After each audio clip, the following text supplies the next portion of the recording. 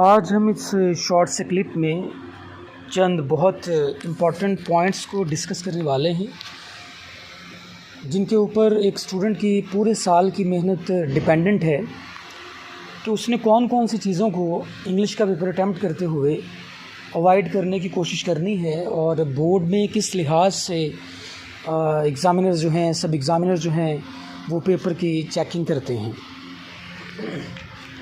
First of all इनको एक नज़र देखें कि GR यानी ग्रामर एरर। सबसे पहले उसमें ग्रामर के एरर्स को देखा जाता है, क्योंकि ग्रामर की मिस्टेक्स तो नहीं की गई। उसके बाद स्पेलिंग एरर, SP यानी स्पेलिंग एरर, कि क्या स्टूडेंट ने कोई स्पेलिंग तो गलत नहीं लिख दी है। उसके बाद पंक्चुएशन एरर, पंक्चुएशन की गलतियाँ देखी जाती हैं।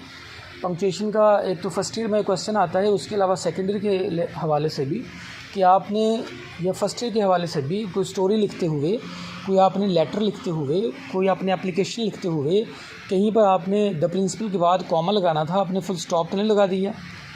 तो ऐसी गलतियों को देखा जाता है। सिटी ABC के बाद आपने डॉट्स लगाए हैं या नहीं लगाए, तो ये पंक्चुएशन के एरर्स कंसिडर किए जाते हैं। उसके बाद रॉन्ग फॉर्म, क्या आपने कोई फॉर्म तो गलत इस्तेमाल नहीं कर दी। मिसाल के तौर पे ईट, एट, इटन, वहाँ पे यानी कोई फॉर्म इस्तेमाल होनी थी, एट इस्तेमाल होनी थी, आपने ईट की इस्तेमाल कर दी। इन चीज़ों को देखा जाता है। उसके बाद WT यानी रॉन्ग टेंस, तो ये बात रिपीटेडली कई टीचर क्लासेस में बताते रहते हैं कि जिस टेंस में क्वेश्चन पूछा गया होता है उसी में उसका जवाब देने की कोशिश करें।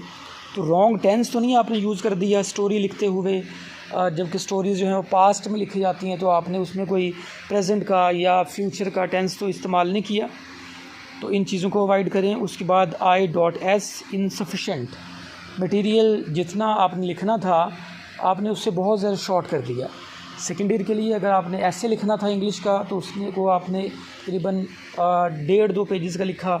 अगर आपने स्टोरी लिखनी थी फर्स्ट ईयर के लिए या एप्लीकेशन लिखनी थी, तो उसको इवन कि आपने हाफ़ पेज पे ही कंक्लूड कर दिया, तो उसको इनसफिशेंट उसके साथ लिख के उसके नंबर काट लिए जाएंगे। उसके बाद ओवर अटैम्प्ट, O.A, ये काम अक्सर स्टूडेंट करते हैं कि वो क्वेश्चन ज़्यादा अटैम्प्ट कर देते हैं। तो ये खैर कोई इसको मिस्टेक के तौर पे तो नहीं लिया जाता, लेकिन इसको भी जो है आपने नज़र में रखना है कि कोशिश करें वही क्वेश्चन पहले अटैम्प्ट करें जो आपको अच्छे तरीके से आते हैं, ताकि आप अपने टाइम को इससे ज़्यादा से ज़्यादा सेव कर सकें और ज़्यादा लिख सकें। आप ये ना हो कि ओवर अटैम्प्ट करते करते बाद में स्टोरी या ऐसे या एप्लीकेशन वो आपको शॉर्ट करनी पड़ जाए। उसके बाद रॉन्ग वर्ड ऑर्डर, इसको WO से आइडेंटिफाई किया जाता है कि आपने लफ्ज़ों को आगे पीछे करके लिख दिया है, लफ्ज़ गलत इस्तेमाल कर दिए हैं, स्ट्रक्चर सही नहीं बनाया जुमले का।